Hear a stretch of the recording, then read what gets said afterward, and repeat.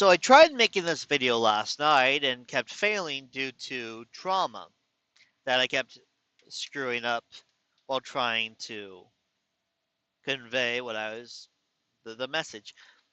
But let's try this again today. You see, last night I was driving through Indianapolis, Indiana, and for the first time in a long time, I started thinking about my ex-wife and how I would spoil her out when I would go out there. You see, as a truck driver, I get to spend, not have to spend, get to spend the night in hotels. The company takes great care of us and we get to stay in nice hotels.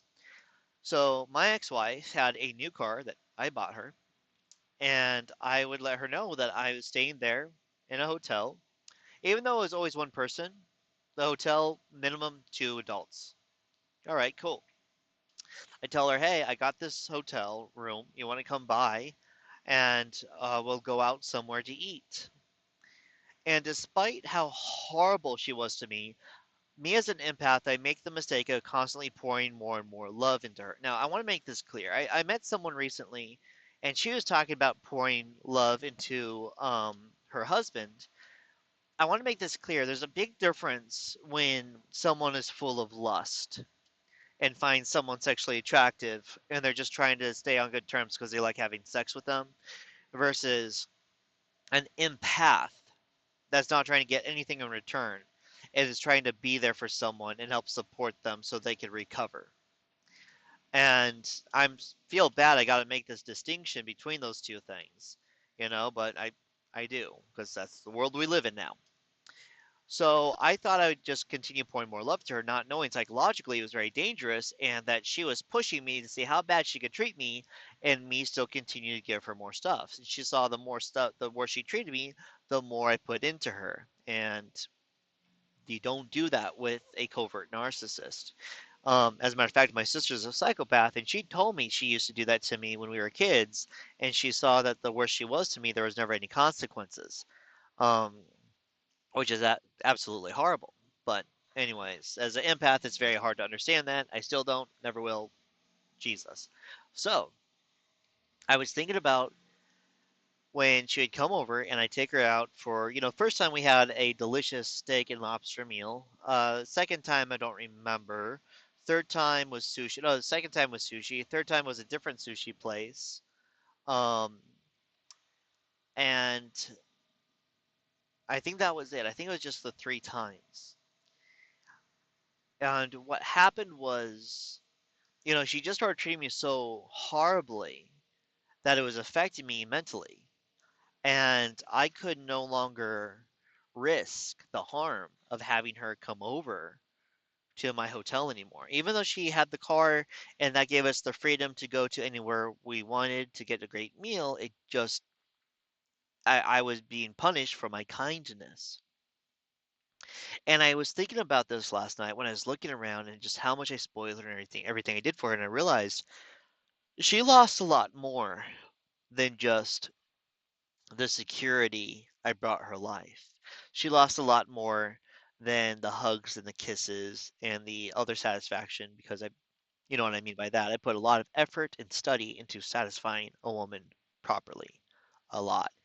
And I'm the type of person where it's like, I don't want to get vulgar, but like it literally takes hours, for me to just, yeah, I want them to be that woman to be that satisfied. When I'm in a relationship, I mean. Otherwise, I don't. No, it's not. I don't know. But anyways, um, I mean, she didn't just lose all of these type of things as far as that a husband does. Because I was a after our divorce and a year of recovering, I realized it's like, wow, I'm a really good husband. I realized what I put up with, how much of it I put up with, how I responded to things, and the things I provided, and and the level of those things I provided.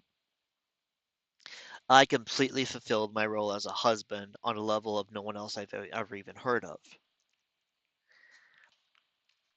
But anyways, back to what I was saying. She didn't just lose those things.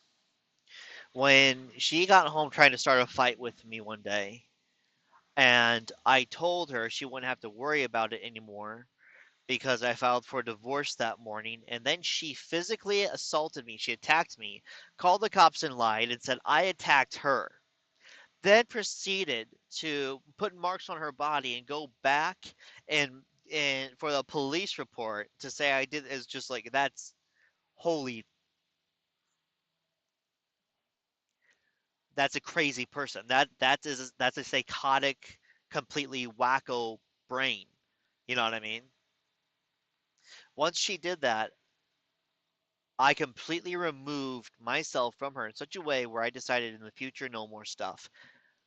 And by that I mean I was going to handle her finances for her car. I was going to handle the finances for her attorney for a massive lawsuit that's going to have a big payout.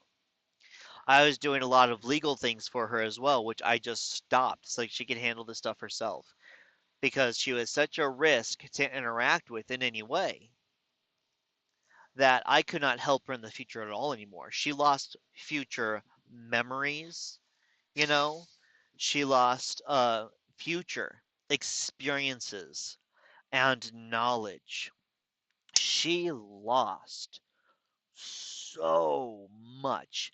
She changed the rest of her life, even though she as a covert narcissist wanted to destroy her life to get pity for it. I'll tell you this, she's gonna miss the attention that she got from me.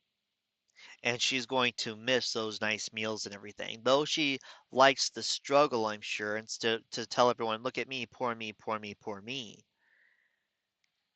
She doesn't get to have any nice things anymore. None. And last night is it really clicked that she did not just lose all these things, she destroyed so much more than that as far as her future and everything. She destroyed so much. Or she lost, I'll say. She lost so much that I had planned and was prepared to do for her. All gone. But yeah, anyway, that's all. I was just driving through there last night and it really hit me, it really hit me as far as how the last year I've been able to enjoy good meals and enjoy stuff and going back home to California soon and I got so much to look forward to and I just been enjoying life and not her. So, I mean, that's the thing is if you work really, really hard to the point where you make sure that there's only one possible outcome that can happen, and that one possible outcome happens, I don't feel sorry for you, you know? And a lot of people work extremely hard in life, like her. She worked really hard. She put so much effort in for years to make sure that this was going to happen to her for years, every day. And then it says, look, everyone, look at what happened to me. Poor, poor me. Don't you? It's just like, wow. It's like she didn't think of those consequences. I mean, she kind of thought of it, but she didn't really think of it. Anyway, I'm at my stop now. I'm going to get me some hot chocolate and deliver some gasoline. Peace.